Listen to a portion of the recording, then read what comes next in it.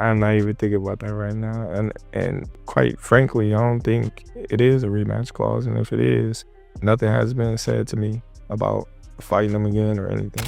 I'm just insulted he thinks he can come up to my weight and feel like he can just make it easy work. Well, come up to my weight then. I don't not like him. I think he's a funny guy. I think he's funny looking as well. Terence Crawford breaks his silence on Canelo's rematch push, while Conor Benn fires back at Shakur Stevenson's growing confidence. To begin with, Conor Benn praised Terence Crawford, calling him a GOAT of the game who provided him with hidden gems and a bit of knowledge.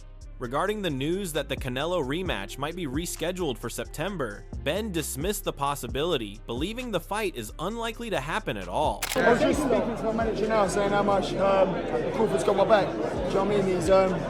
He's a goal of the game. You know, but he's also giving me hidden gems and a bit of knowledge and wisdom. Do you know what I mean? You've got to listen to someone like Crawford. He's been there, seen it, done it. Big news in boxing. Canelo's coach said today that the rematch with Crawford-Canelo will not happen in May, but will happen in September.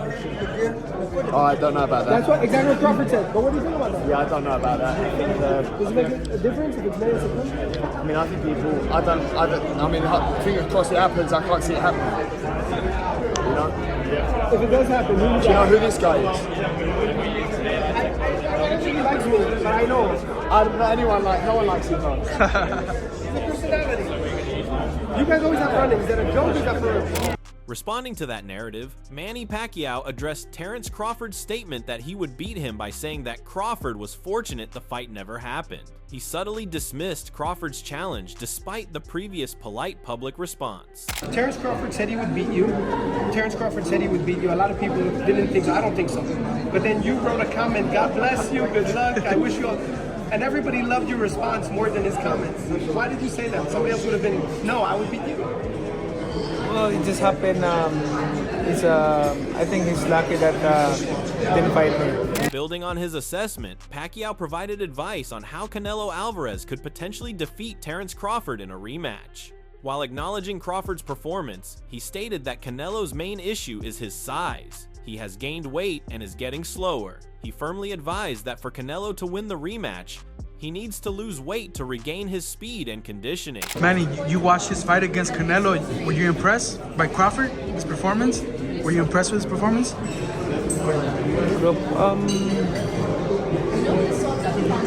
It's not, and I mean, it's not really in the top condition. Canelo he's big, he's gained weight, so he's getting slower, but not like before. Can he beat Crawford in a rematch, Canelo? Do you think he can figure it out? That he wants to rematch with Crawford, Canelo? If he loses weight, like he's big, so that's why he's slow. He needs to lose weight. From Crawford's perspective, he addressed the possibility of a rematch with Canelo Alvarez, stating that the rumor about Canelo skipping his May fight to face him in September was new news to him. Crawford confirmed that he would be open to the rematch. He confidently predicted that the result of a second fight would be the same as the previous one, implying another victory for himself. Thank you, chilling, man. Yeah. Last thing, Canelo said that he might bypass May for a rematch with you in September. Your thoughts? That's new news to me. Yeah. Would you be open to the rematch?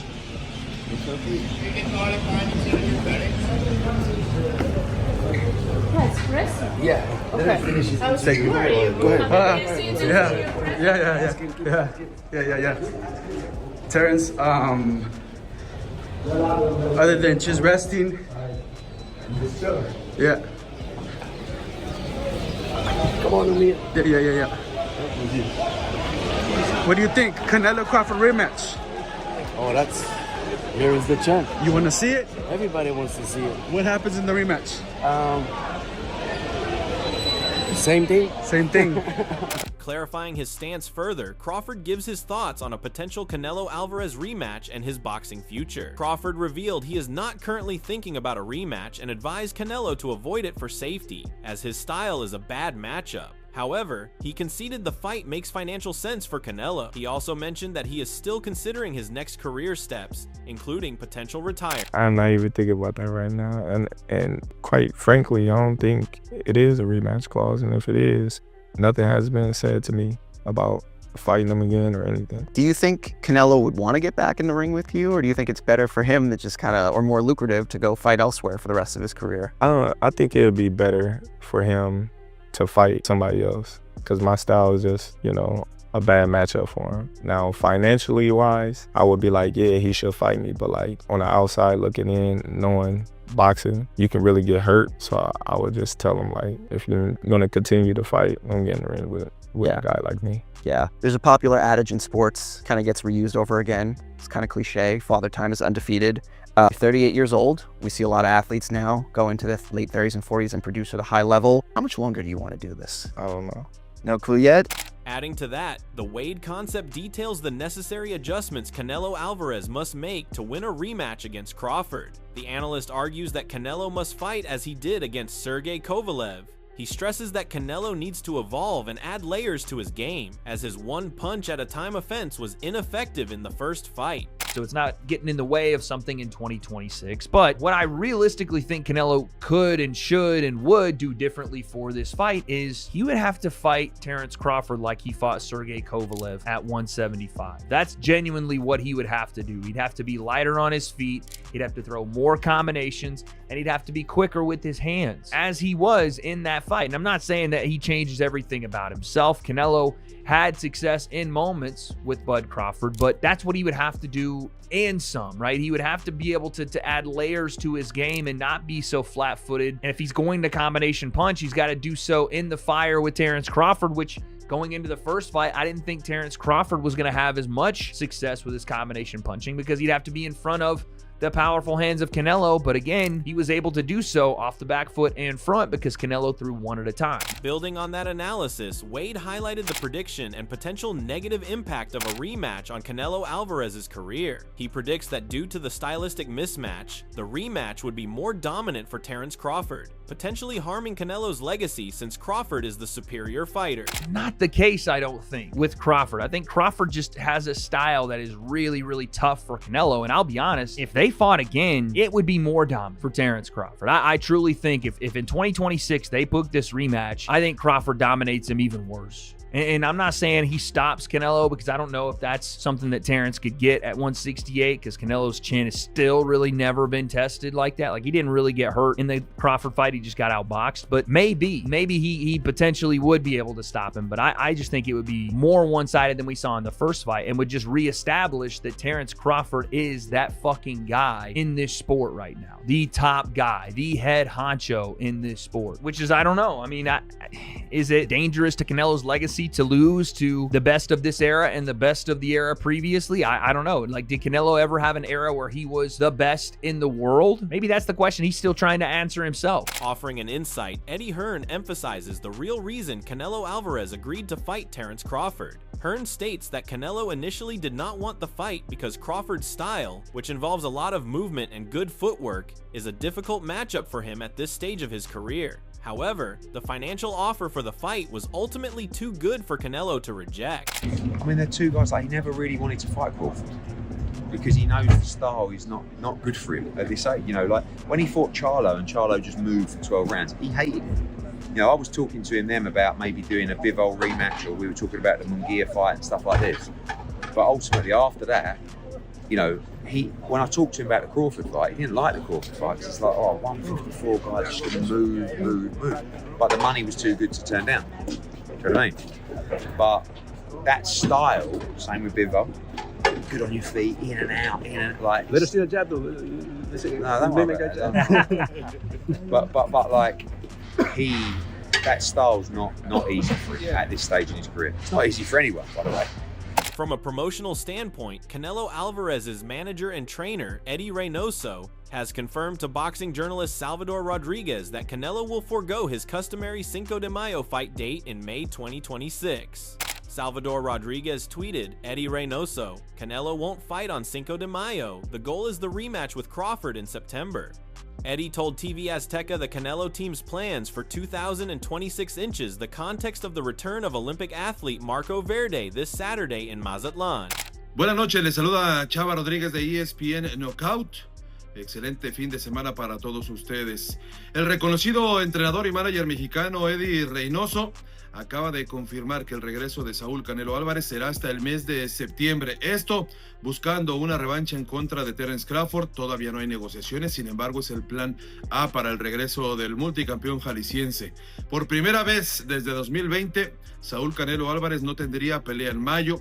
Ya tuvo actuación en el 21, 22, 23, 24 y 25 de manera consecutiva, así que en el 2026 se estaría perdiendo el fin de semana del 5 de mayo. Y recordemos que Saúl Canelo Álvarez acaba de someterse a una cirugía, actualmente está atendiendo cosas extra boxeo, y al final, bueno, pues tenían razón tanto Matchroom como Premier Boxing Champions en reservar una fecha, ahí la del fin de semana del 5 de mayo ante la Comisión Atlética de Nevada en Las Vegas. Por un lado, Premier Boxing Champions con este proyecto denominado Benavides en contra del zurdo Ramírez, y del otro lado Matchroom esperando concretar un pleito entre Ryan García con Orbén Mario Barrios. Ya veremos entonces lo que termina por suceder. Por ahora, Eddie Reynoso le acaba de decir a TV Azteca que Canelo no regresa en el mes de mayo, sino hasta septiembre, y que el plan A, repito, sería Terence Crawford, peleador estadounidense que le acaba de arrebatar la corona indiscutida del peso supermediano ante un lleno en Las Vegas.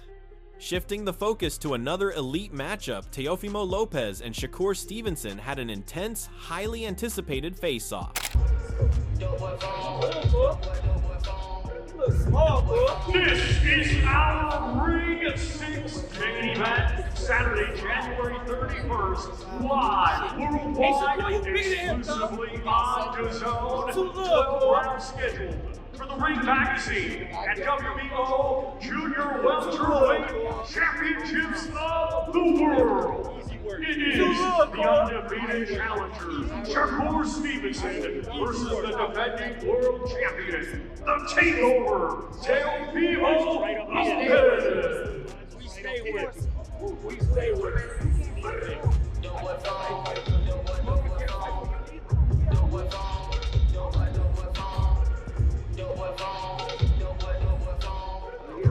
As tensions escalated, Teofimo expressed confidence in his performance against Shakur Stevenson and his refusal to include a rematch clause. He emphasizes that his own best attribute and skill set is his footwork, and he looks forward to developing his skills against a fighter like Stevenson, utilizing lessons learned from his 23 professional fights. Canelo has a unique style that works for Canelo himself. Didn't happen that night. I had Crawford winning the fight, and he did. So this is not that, you know? And my best attribute in my skill set is my footwork. So I look forward to seeing how much am I going to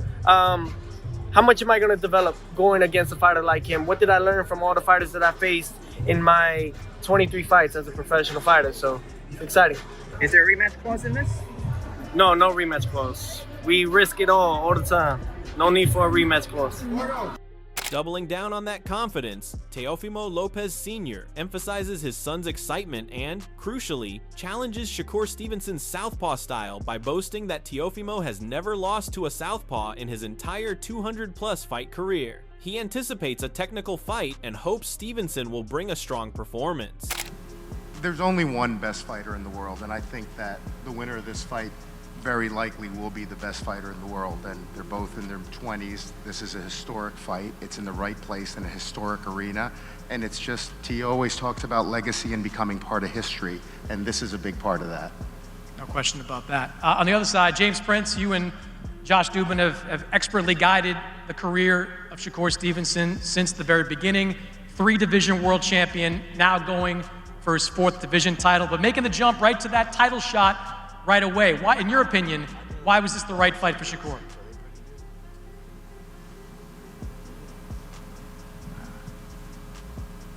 Because he'll beat anyone that gets put in front of him, period.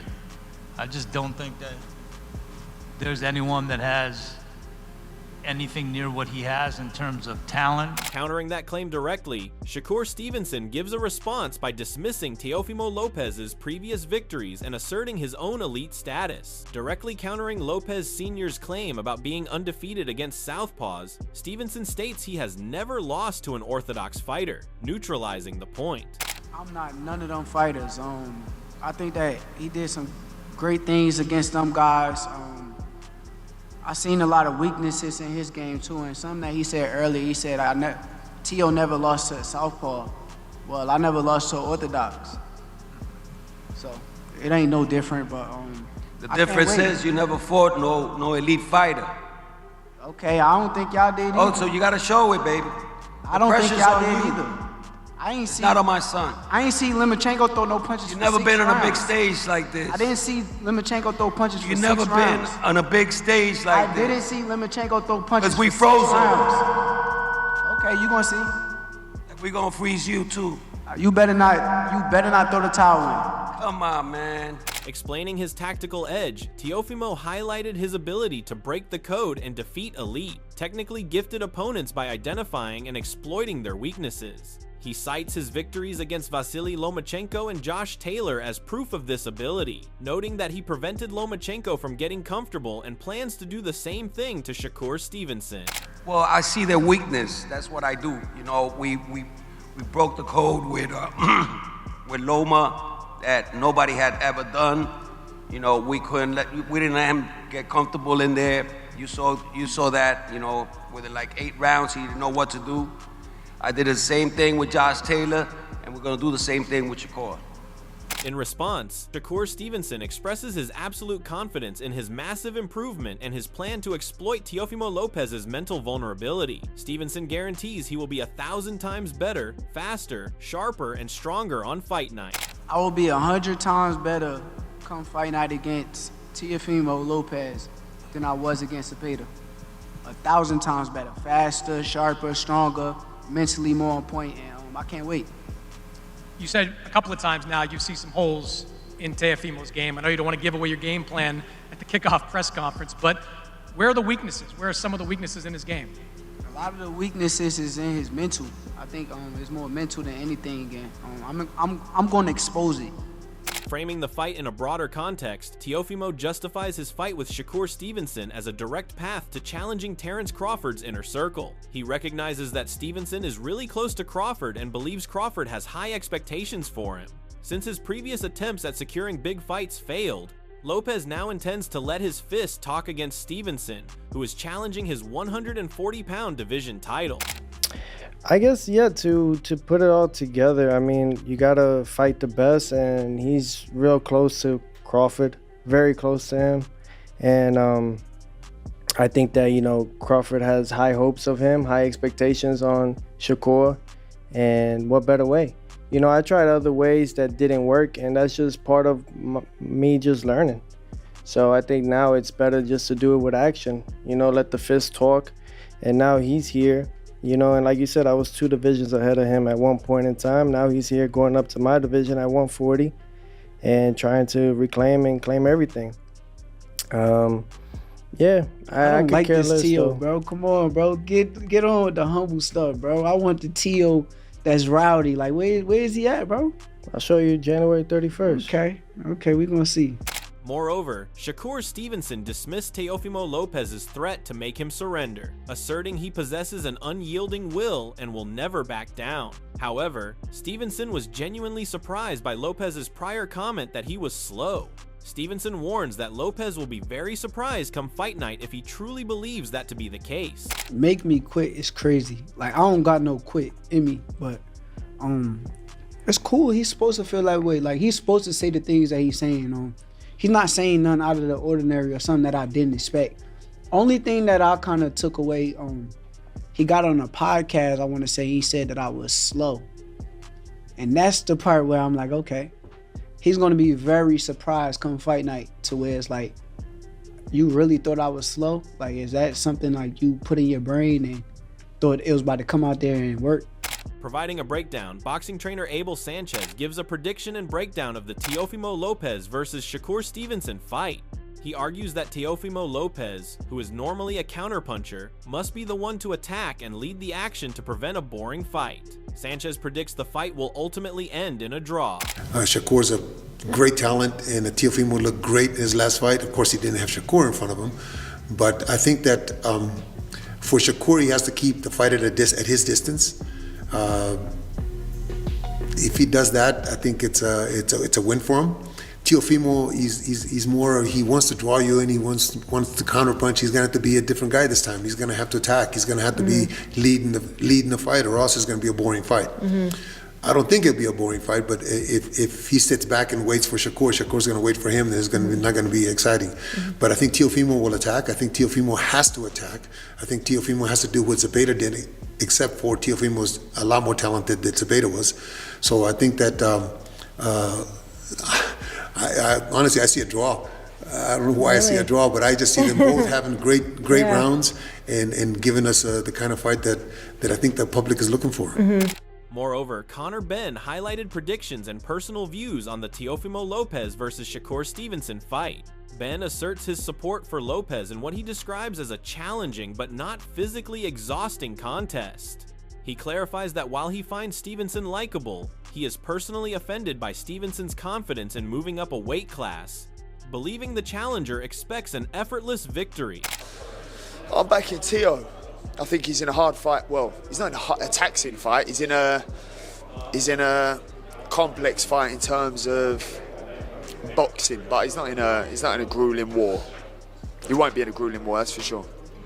Playing devil's advocate, obviously, as a journalist as well, you look at pound-for-pound rankings and Shakur is a lot higher. I know you don't like Shakur, but do you not have respect for what he could do against Teofimo Lopez? Because you've dismissed him there, Conor. No, I don't not like Shakur. I like Shakur. Okay. I'm just insulted he thinks he can come up to my weight and feel like he can just make it easy work. Well, come up to my weight then. I don't not like him. I think he's a funny guy. I think he's funny looking as well. He reminds me a bit of Tom and Jerry. Which one? What's the mouse? I didn't even watch Jerry. He reminds me of Jerry. Oh, literally, yeah. Turkey called it. Meanwhile, Wade analyzes Shakur Stevenson's fighting style and its effect on opponents' mental state. He explains that Stevenson wins not by being a power puncher, but by outboxing opponents to the point of mental frustration. His highly defensive and tactical style makes him a frustrating puzzle to master that neutralizes all of the opponent's plans, leaving them mentally broken and unable to find answers. Yeah, I know I'm gonna break him. I know it's gonna be a certain point in that fight to where he's gonna be mentally frustrated, and when he gets mentally frustrated, that is where I'm going to attack. What do you think, Tio? So I was gonna say the way that Rick is making it sound, he's making Shakur sound like a knockout artist or somebody that is a power puncher that wears you down and eventually just breaks your soul. What he is really, because Shakur is not that. What Shakur is and what he can do is outbox you to a degree where your plan A isn't working, plan B, C, D, E, F, all the way through Z isn't working and won't work, and you have no more answers. And so you are at the mercy of just whatever Shakur wants to do, you're gonna have to do to remain in the fight, or you take a chance and then Shakur can light you up with his hand, right? So that's essentially what, the mental break of guys that fight Shakur, because he's such a frustrating puzzle to master. No one's been able to unlock. In the end, the question isn't whether these fights make sense financially, it's whether the risks outweigh the rewards. Because at this level, one decision can redefine a career, a legacy, and the balance of power in boxing overnight.